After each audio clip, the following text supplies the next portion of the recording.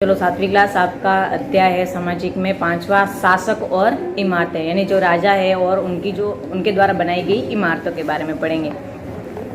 चित्र एक कुतुब मीनार के पहले सज्जे को प्रदर्शित करता है। अब देखो कुतुब मीनार है जो 5 मंजिला है, उसका पहला सज्जा इसने दिया हुआ है आपके चित्र में, आप अपनी किताब में देख सकते हो। तो इसका निर्माण कुतुबुद्दीन ऐबक ने करवाया था। और कब करवाया था? 1199 में। सज्जे के नीचे छोटे मेहराब तथा ज्यामितीय रूपरेखाओं द्वारा निर्मित नमूने को देखिए। क्या आपको सज्जे के नीचे अभिलेखों की 2 पट्टियां दिखाई दे रही है? ये अभिलेख अरबी में है। अब आप इस कुतुब मीनार के पहले सज्जे को देखोगे तो इसमें नीचे अभिलेख की 2 पट्टियां दिखाई दे रही है। ये अभिलेख अरबी भाषा में लिखे गए। ये अभिलेख किसमें लिखे गए? अरबी भाषा में। गौर करें कि मीनार का बाहरी हिस्सा घुमावदार तथा कोणीय है। ऐसी सतह पर अभिलेख लिखने के लिए काफी परिशुद्धता की आवश्यकता होती है। यानी आप ध्यान से देखोगे तो ये कुतुब मीनार का जो पहला सज्जा है वो थोड़ा गोल बना हुआ है, गोलाकार। तो इसमें शब्दों को लिखना बहुत कठिन काम था। सर्वाधिक योग्य कारीगर ही इस कार्य को संपन्न कर सकते थे। याद रखें कि 800 वर्ष पूर्व केवल कुछ इमारतें पत्थर या ईंटों की बनी होती थी। 13वीं शताब्दी में कुतुब मीनार जैसी इमारत को देखने वाले पर क्या प्रभाव पड़ा होगा?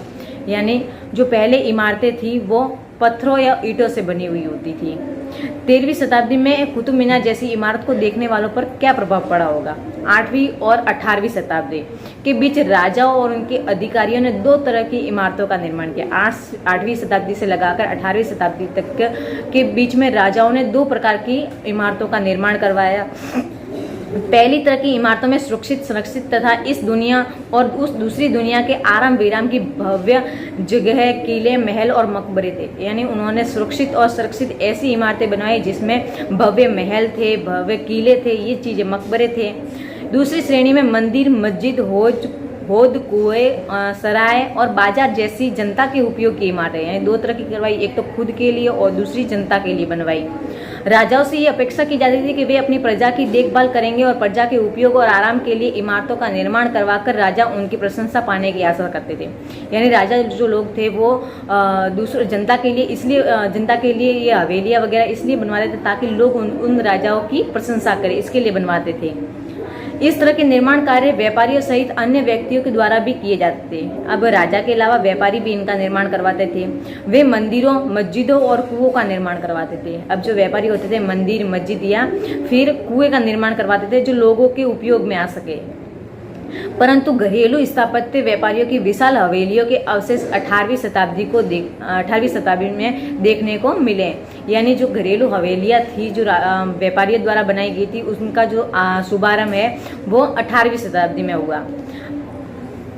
अभियांत्रिक कौशल और निर्माण कार्य, इस स्मारकों से हमें उनके निर्माण में प्रयुक्त शिल्प विज्ञान का पता चलता है। यानी जो ये हवेलियां है, किले हैं, ये बने हुए, इनसे हमें स्थापत्य कला के बारे में जानकारी मिलती है।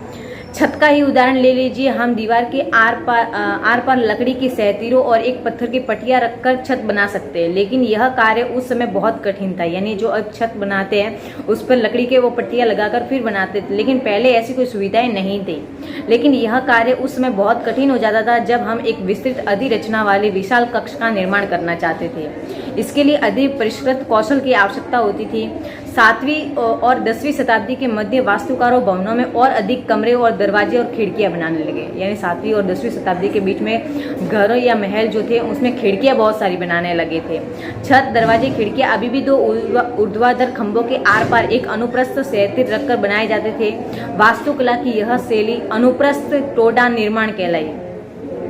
8वीं से 13वीं शताब्दी के बीच मंदिरों, मस्जिदों, मकबरों और सीढ़ीदार कुओं से जुड़े भवनों के निर्माण इस शैली में प्राप्त हुए। यानी अनुप्रस्थ टोडा निर्माण शैली में कुएं मिले हैं, बावड़ी मिली है जो सीढ़ियों वाली बनाई जाती थी। ठीक है, आज हम यहीं तक पढ़ेंगे, इसके आगे हम कल पढ़ेंगे।